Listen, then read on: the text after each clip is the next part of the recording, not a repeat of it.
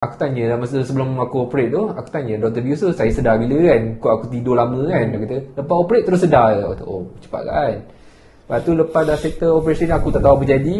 Atau dia kejutkan aku, Ma kita nak pindah ke Rockwood balik kan? Dah okey dah semua. Lepas tu aku dah mamai aku kata, dah sedar ke doktor? Buat muka mamai kan? Dah sedar. Okay, buat ke atas. Waktu tu kau boleh bercakap ni? Aku cakap lebih perlahan lah. Kejap kita reverse balik. Waktu sakit tu boleh bercakap ke tak? Yang tu macam mana kau rasa waktu kau sakit? Okey, tak, masa tu tengah mamai kan. Makan. Bila kau tengah okey, aku cerita dulu sebab apa operation, bius kau ada lagi. Kau takkan rasa sakit. So bila aku tengah sedar dalam bius lagi ni, aku boleh cakap macam biasa sebab aku tak rasa sakit. Tapi mamai lah, apa ada bius. Sekejap. Waktu sakit sebelum operate boleh bercakap? Boleh cakap, macam biasa. Sebab aku cakap masa sebelum operate aku dah sihat. Waktu sakit? Waktu sakit boleh cakap. Cuma tak boleh makan. Makan sakit. Makan sakit. Minum okey lah? Minum okey. Makan sakit lah. Masuk ke operation? Masuk operation, lepas tu dah masuk bius, aku dah tak rasa sakit.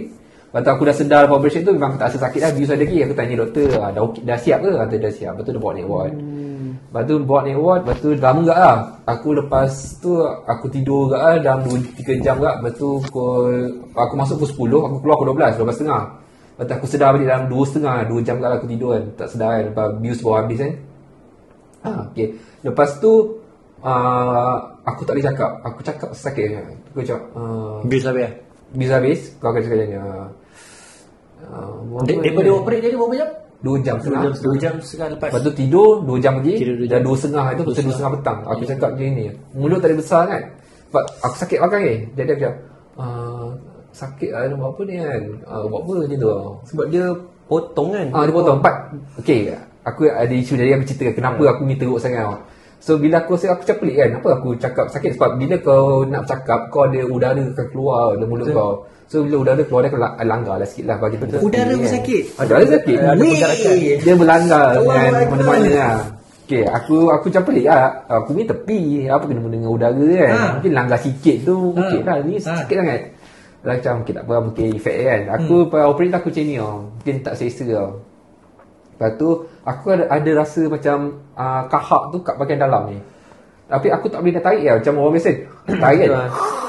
Tapi kau dah luka kan dia, kau boleh bleeding tau. Kau macam aku macam lepas itu kan, cuba tak nak rasa ada kahak kat situ tau. Lepas tu tak lama tu doktor pakar tu datang balik. Lepas tu aku tanya lah, masa tu aku boleh cakap sini macam biasa macam doktor, macam mana saya punya pembunuhan ni okey ke kan. Saya tanya dia tak boleh buka kan. Boleh buka lah, tapi kau sakit dah, kau nak cakap sakit, kau buka kan.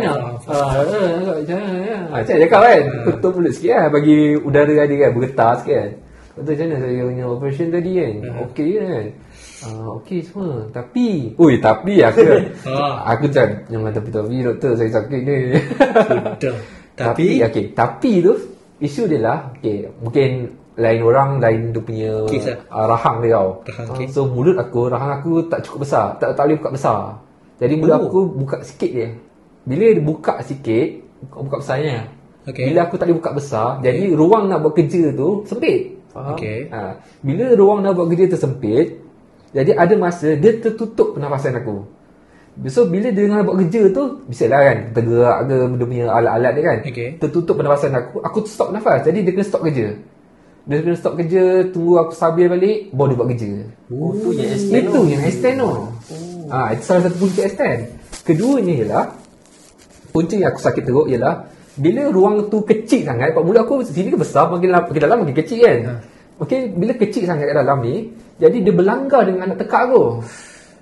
Jadi anak dekat tengah lah. Dekat tengah tu.